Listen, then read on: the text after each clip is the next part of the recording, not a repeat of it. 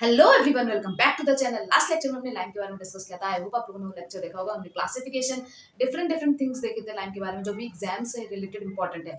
आज हम रॉक्स और स्टोन्स के बारे में डिस्कस करने वाले हैं। तो रॉक्स क्या है? बेसिकली रॉक्स क्या है? बड़े बड़े जो चट्टान होते हैं उससे हम स्टोन्स को डिराइव करते हैं, स्टोन्स को हम उससे निकालते हैं। तो इन्हीं के बारे में हम डिस्कस करने वाले हैं। अगर रॉक्स की बात करें तो उसको तीन बेसिस पे क्लासिफिकेशन किया जाता है। तो अगर रॉक्स की बात करते हैं तो रॉक्स जो है हमारा तीन बेसिस पे क्लासिफाई किया जाता है। पहला हो गया हमारा फिजिकल, एक होता है हमारा फिजिकल बेसिस पे हम उसे क्लासिफाई करते हैं। फिर हम करते हैं उसे केमिकल बेसिस पे। ये सब एग्जाम में पूछे जाते हैं। इनफैक्ट पहला क्वेश्चन है तो यही हो गया कि इस रॉक्स को हम कितने बेसिस पे डिफाइन कर सकते हैं। कितने बेसिस पे हम उनको डिफाइन कर सकते हैं? तो तीन बेसिस पे डिफाइन कर सकते हैं। एक हो गया हमारा फिजिकल, एक हमारा हो गया केमिकल और एक होता है हमारा जियोलॉजिकल। तो ये तीनों बेसिस पे हम रॉक्स को डिफाइन कर सकते हैं, जिसमें से इनके भी सब पार्ट्स होते हैं। तो इनके भी सब पार्ट्स होते हैं, उसको भी पूछा जाता है। तो अगर जियोलॉजिकल की बात करें तो पूछा जाता है कि जियोलॉजिकल को कितने बेसिस पे डिफाइन कर सकते हो। तो जियोलॉजिकल मतलब क्या है? अर्थ पे जिस तरीके से हमें वो फॉर्मेशन में मिल रहा है, उस बेसिस पे जो हमने उसे डिस्क्राइब किया है उसे जियोलॉजिकल बोलेंगे। तो पहला हमारा हो जाता है इसमें भी इग्नियस रॉक। इनको और डीप हम अभी पढ़ेंगे। तो अभी सबसे पहले क्लासिफिकेशन के बेसिस पे देख लेते हैं। तो पहला हो जाता है हमारा इग्नियस रॉक, फिर हमारा होता है सेडिमेंट्री रॉक। सेडिमेंट्री रॉक होता है और लास्ट वन होता है हमारा इसमें जो हम जियोलॉजिकल बेसिस पे करते हैं वो है हमारा मेटामॉर्फिक रॉक। तो जो हमें मेटामॉर्फिक रॉक है, ये दोनों हमें जो इग्नियस रॉक और सेडिमेंट्री रॉक जो होती है इनसे हमें मेटामॉर्फिक रॉक मिलती है। इग्नियस रॉक कैसे बनती है? जो हमारा मोल्टन लावा वोल्केनो के अंदर जो हमारे अर्थ के इनसाइड लावा प्रेजेंट है उसके सॉलिडिफिकेशन से हमें इग्नियस रॉक मिलती है। सेडिमेंट्री रॉक है जो इग्नियस रॉक हमारी प्री एग्जिस्टिंग, जो पहले से एक एग्जिस्टिंग रॉक है उसके जो डिपोजिशन, उसका वेदरिंग की वजह से, वो कोई भी एजेंट्स हो सकता है जो हम आगे देखेंगे, उसकी वजह से हमें सेडिमेंट्री रॉक मिलती है। फिर हमारा जो बहुत ज्यादा हीट और प्रेशर लगाने के बाद जो हमारे रॉक्स हैं इन पे हीट और प्रेशर लगाने के बाद हमें मेटामॉर्फिक रॉक मिलते हैं। तो ये तो जियोलॉजिकल का और डिस्क्रिप्शन हो गया, सब पार्ट्स हो गए। वहीं पे केमिकल की बात करते हैं। तो केमिकल में होता है हमारा एक तो सिलीशियस रॉक। सिलीशियस रॉक जैसे कि आप नाम से देख सकते हो कि इसमें क्या है, सिलिका प्रीडोमिनेट करता है। जिसमें भी सिलिका प्रीडोमिनेट करेगा वो हमारा सिलीशियस रॉक हो गया। फिर हमारा होता है आर्गीलियस रॉक, आर्गीलियस रॉक, जिसमें क्ले जो है वो प्रीडोमिनेट करेगा। और एक होता है हमारा कैल्सेरियस रॉक, जिसमें लाइम की मात्रा आपको सबसे ज्यादा देखने को मिलेगी, कैल्सेरियस रॉक। तो सिलीशियस रॉक की अगर बात करें तो सबसे बढ़िया एग्जांपल इसका है सैंडस्टोन। इसकी बात करते हैं तो इसका है हमारा, जैसे भी जितने भी मोस्टली जो सिलीशियस में आते हैं हमारे जो सेडिमेंट्री है, 90% सेडिमेंट्री जितने भी हमारे आएंगे यहाँ पर रॉक्स, वो हमारे सिलीशियस में आ जाएंगे। वहीं पे अगर हम इसकी बात करते हैं आर्गिलिशियस, इसमें क्ले की मात्रा सबसे ज्यादा होती है, क्ले की मात्रा सबसे ज्यादा होती है। कैल्सेरियस जैसे लाइमस्टोन हो गया, लाइमस्टोन हो गया जिसमें लाइम की मात्रा सबसे ज्यादा देखने को मिलेगी, प्रीडोमिनेट करेगा। वेल वहीं पे अगर हम बात करें फिजिकल बेसिस पे, अगर हमें डिस्क्राइब करना है, फिजिकल बेसिस पे डिस्क्राइब करना है तो पहला हो जाता है हमारा स्ट्रेटिफाइड। स्ट्रेटिफाइड क्या है? स्ट्रेटिफाइड क्या है? जिसमें आपको जब रॉक्स को आप देखोगे तो आपको उसमें लेयर्स देखने को मिलेंगी। स्ट्रेटिफिकेशन मतलब लेयर्स में देखने को मिलेंगी, लेयर्स में आपको देखने को मिलेगी। तो ये किस केस में हो सकता है? सेडिमेंट्री केस में हो सकता है, क्योंकि अगर प्री एग्जिस्टिंग रॉक है तो पहली लेयर आके डिपॉजिट हो गई, फिर कुछ दिनों बाद दूसरी लेयर डिपॉजिट। तो जब लेयर्स में डिपोजिशन देखने को मिल रहा है तो वहां पे आपको स्ट्रेटिफिकेशन देखने को मिलेगा। तो इस तरीके की फिजिकल अपीयरेंस पे जिस ड्रॉप को हमने डिस्क्राइब किया तो हो जाएगा हमारा स्ट्रेटिफाइड। वहीं पर अगर हम दूसरी बात करते हैं तो एक हो जाएगा हमारा अनस्ट्रेटिफाइड। अब अनस्ट्रेटिफाइड का मतलब क्या है कि जहां पर आपको लेयर्स ना देखने को मिले, पूरा का पूरा जो हमारा लावा है, जो पूरा का पूरा लावा है वो क्या करेगा कि वो वहां पर स्टोर हो गया और फिर वो सॉलिडिफाई हो गया। तो जो पूरा का पूरा लावा हमारे स्टोर होने के बाद सॉलिडिफाई हो गया तो आपको कोई भी लेयर्स देखने को नहीं मिलेगी, तो वो अनस्ट्रेटिफाइड में आएगा। तो इस तरीके से आपको रिलेट करते हुए चलना है कि स्ट्रेटिफिकेशन क्या होगा, जहाँ पर हमारा धीरे धीरे एक लेयर डिपॉजिट होता जा रहा है तो वो स्ट्रेटिफिकेशन में आ गया। देन वहीं पे अगर हम बात करते हैं तो एक हो जाएगा हमारा अनस्ट्रेटिफाइड, जैसे कि इग्नियस रॉक।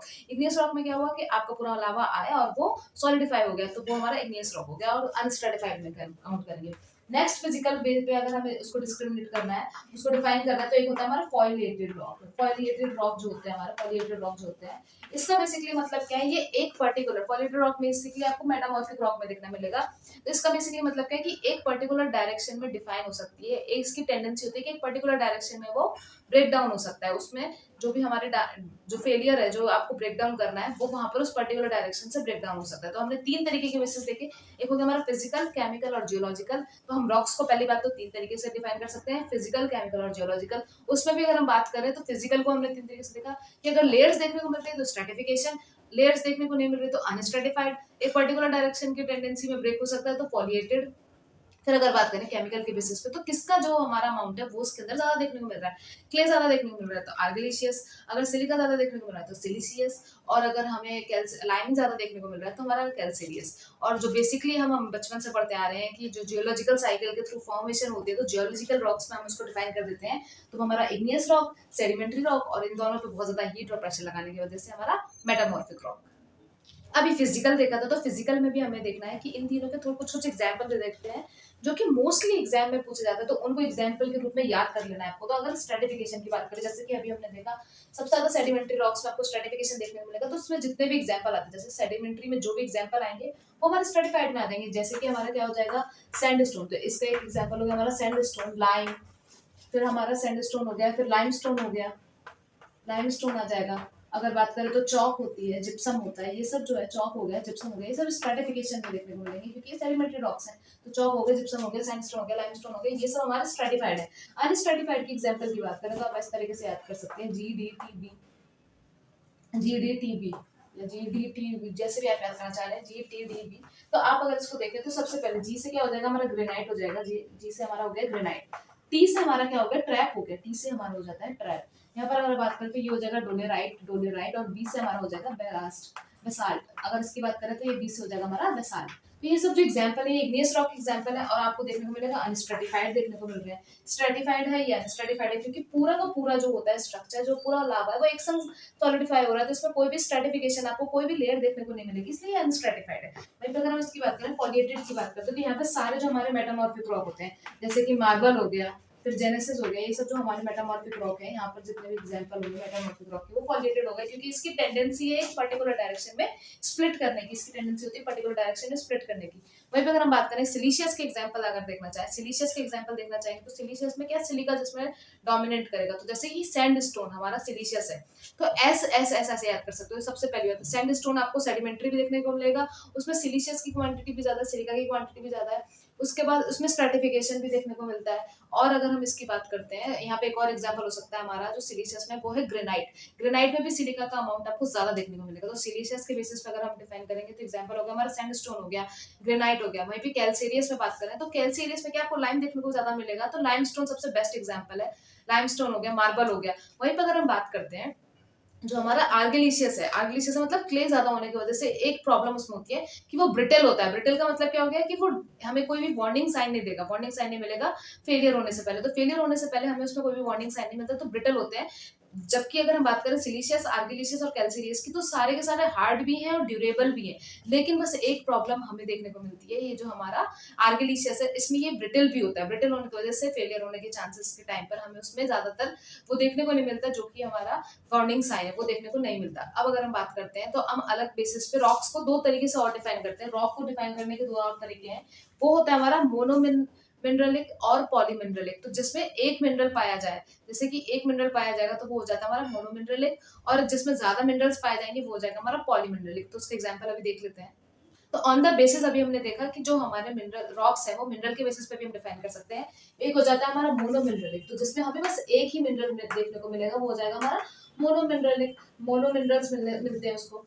अगर हम बात करें पॉलीमिनरलिक, तो मतलब उसमें एक से ज्यादा, मोर देन वन मिनरल अगर देखने को मिलेंगे तो वो हमारा पॉलीमिनरलिक हो जाएगा। तो मोनोमिनरलिक के अंदर हमारे कौन से आते हैं, जो सेडिमेंट्री वाले होते हैं, जो हमारे सेडिमेंट्री हैं, सेडिमेंट्री मोस्टली जो होते हैं वो हमारे मोनोमिनरलिक के आ जाएंगे अंदर। जैसे कि हमारा सैंडस्टोन हो गया, one of the best example sandstone का। तो सैंडस्टोन अभी हमने देखा स्ट्रेटिफिकेशन भी देखने को मिलता है आपको, इसके अंदर सिलिका का अमाउंट भी देखने को मिलता है। इस तरीके से आप जब भी सैंड कोई भी रॉक को याद कर रहे हो तो उसको रिलेट करो कि किस किस बेसिस पे हम उसको क्लासिफाई कर सकते हैं। इसमें स्ट्रेटिफिकेशन देखने को मिलेगा, बिल्कुल टिक। क्या इसमें हमें सिलिका मिलेगा, क्ले मिलेगा ज्यादा, या लाइम मिलेगा, तो सिलिका मिलेगा, ये भी टिक हो गया। फिर आपको ये देखना है कि सेडिमेंट्री में आता है, इग्निशियस में आता है, मेटामॉर्फिक में, तो हमारा ये सेडिमेंट्री आता है। इस तरीके से आप डिफाइन करोगे तो सारे जो हमारे क्लासिफिकेशन है उसके लिए आपको एग्जांपल्स अच्छे से याद हो जाएंगे। क्वेश्चन कैसे भी घुमा के पूछेगा, आप आराम से कर सकते हो। तो सेडिमेंट्री का हमारा हो जाएगा सैंडस्टोन, क्योंकि ये मोनोमिनरलिक है, तो सैंडस्टोन हो गया। क्वार्ट्ज हो गए, क्वार्ट्ज हो गए, क्वार्ट्ज जो होता है ये भी हमारा मोनोमिनरलिक में आएगा। लेकिन अगर पॉलीमिनरलिक की बात करते हैं तो इसमें सारे इग्नियस मोस्टली जो होते हैं, इग्नियस रॉक जो है हमारे, वो इसके अंदर कंसिडर की जाते हैं। जैसे कि ग्रेनाइट, ग्रेनाइट हो गया हमारा,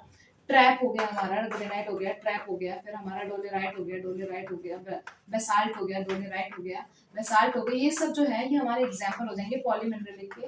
तो ये हमारा क्या है, बेसाल्ट। ये सारे इग्नियस रॉक के एग्जांपल है। वहीं पे अगर हम बात करते हैं ग्रेनाइट, बहुत ही इंपॉर्टेंट स्टोन की तरह, रॉक की तरह यूज किया जाता है, स्टोन की तरह यूज किया जाता है हमारे बिल्डिंग कंस्ट्रक्शन, क्योंकि इसकी कंप्रेसिव स्ट्रेंथ अच्छी खासी होती है। और एक इंपॉर्टेंट पॉइंट जो पूछा गया है ग्रेनाइट से, तो ग्रेनाइट क्या सिर्फ रॉक है?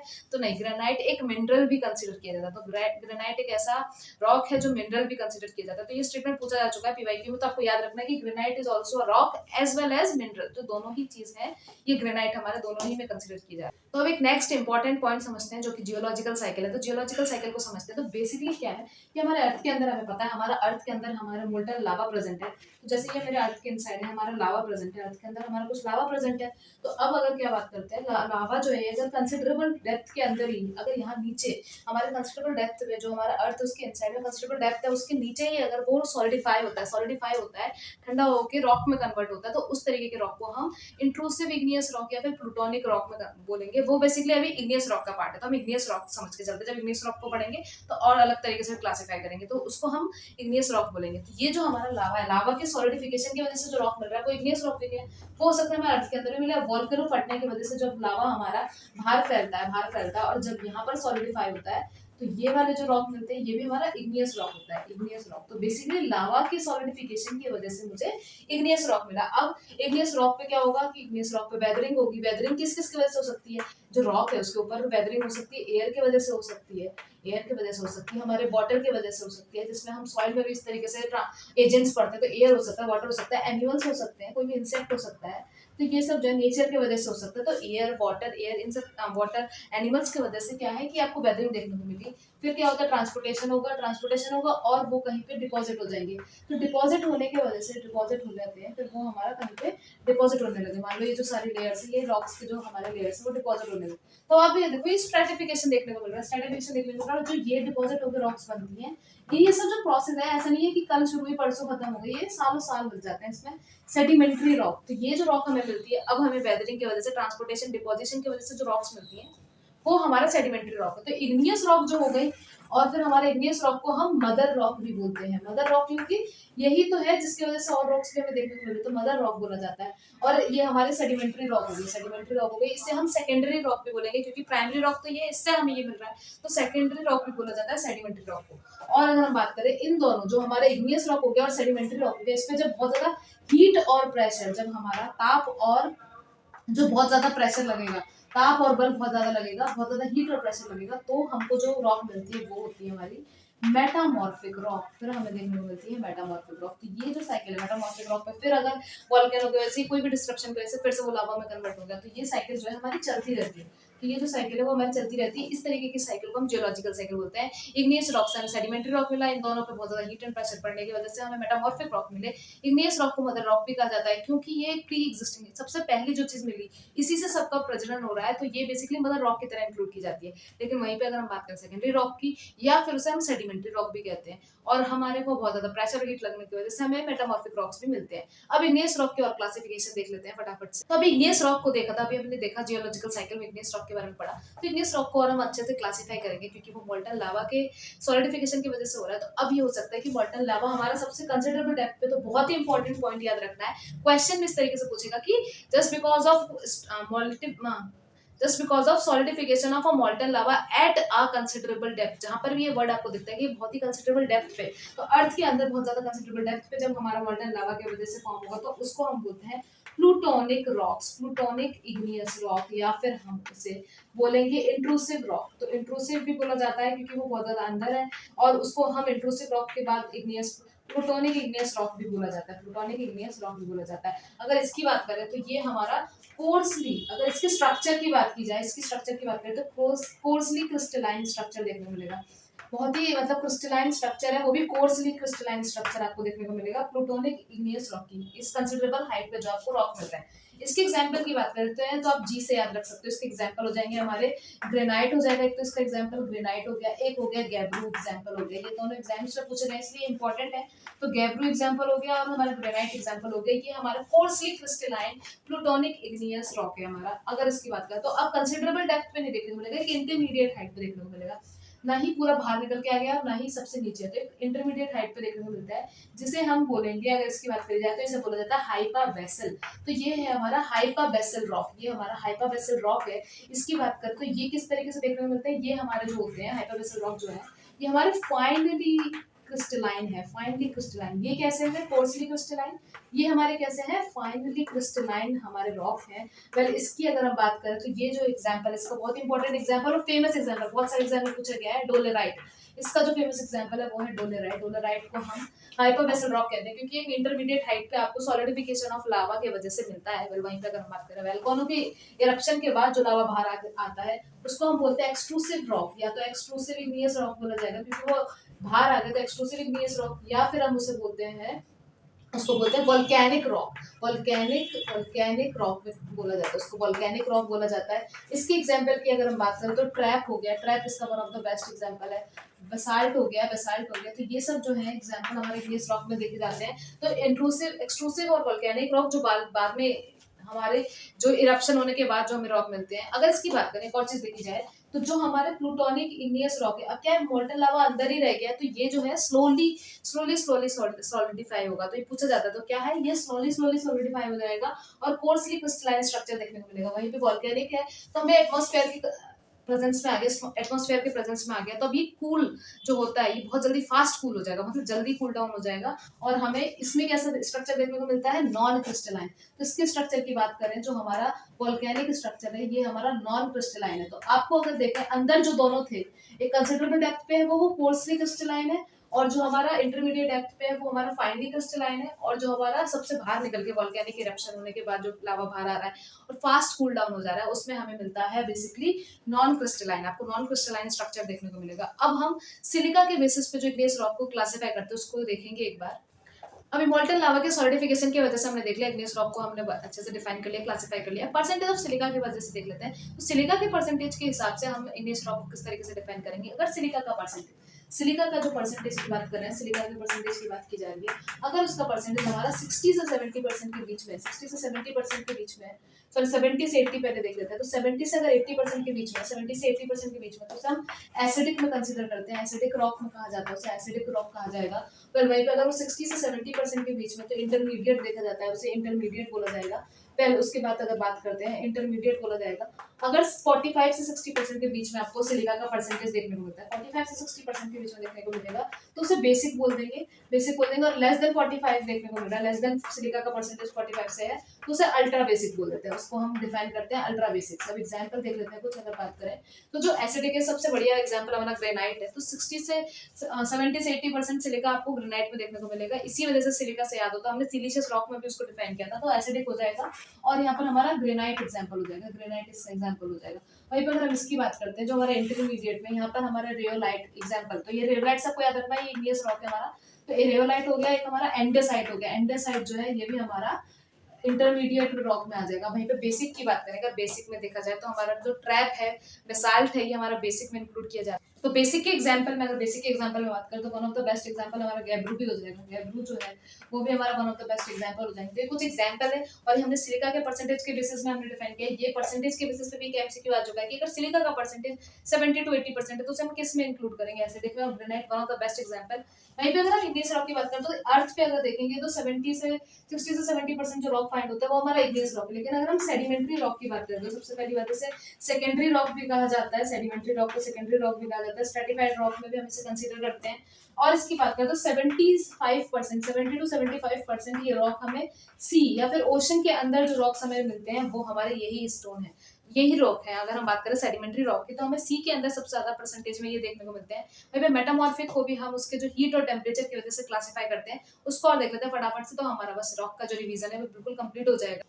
मेटामॉर्फिक रॉक को भी क्लासिफाई कर लेते हैं। तो मेटामॉर्फिक रॉक क्या है, जो हमारे प्री एग्जिस्टिंग रॉक है या जो सेकेंडरी रॉक है उन पे हीट और प्रेशर की वजह से जो हमें रॉक्स मिलते हैं वो मेटामॉर्फिक रॉक है। जैसे कि लाइमस्टोन से हमें मार्बल मिलता है, सैंडस्टोन से हमें क्वार्ट्ज मिलता है, तो इस तरीके से ग्रेनाइट से हमें जेनेसिस मिलता है। तो ये सब जो है हीट और प्रेशर करने की वजह से हमें ये रॉक्स मिले, तो ये भी याद रखना है। अब अगर इसकी बात करें तो ये क्लासिफाई की जाती है। अगर टेम्परेचर, सिर्फ टेम्परेचर की वजह से अगर हमारा मेटामॉर्फिक रॉक बन रहा है तो उससे हम थर्मल मेटामॉर्फिक रॉक बोलते हैं, उससे बोलते हैं थर्मल मेटामॉर्फिज्म। ये प्रोसेस क्या है जिससे हमारे वो रॉक कन्वर्ट होते हैं हमारे मेटामॉर्फिक रॉक्स में, उस प्रोसेस को बोलते हैं मेटामॉर्फिज्म।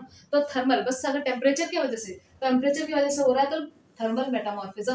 वहीं पे अगर हम बात कर रहे हैं प्रेशर की वजह से हो रहा है तो कैटाक्लास्टिक मॉर्फिज्म बोला जाता है, कैटाक्लास्टिक मॉर्फिज्म बोला जाता है। अगर सिर्फ प्रेशर का रोल है, यहाँ पर क्या है, सिर्फ टेम्परेचर का रोल है, यहाँ पर हमारा सिर्फ प्रेशर का रोल है। लेकिन अगर दोनों का ही रोल देखा है तो उसे बोलते हैं हम dynamic dynamic thermal metamorphism, dynamic thermal metamorphism, जिसमें दोनों का ही रोल हमें देखने को मिलेगा, टेम्परेचर का भी और हमें प्रेशर का भी रोल देखने को मिलता है, प्रेशर का भी। तो अगर प्रेशर और टेम्परेचर दोनों का ही रोल देखने को मिलेगा तो उसे बोला जाएगा डायनामिक थर्मल मेटामॉर्फिज्म। और लास्ट है हमारा thermal metamorphism, cataclastic metamorphism, dynamic thermal metamorphism, और एक होता है प्लूटोनिक।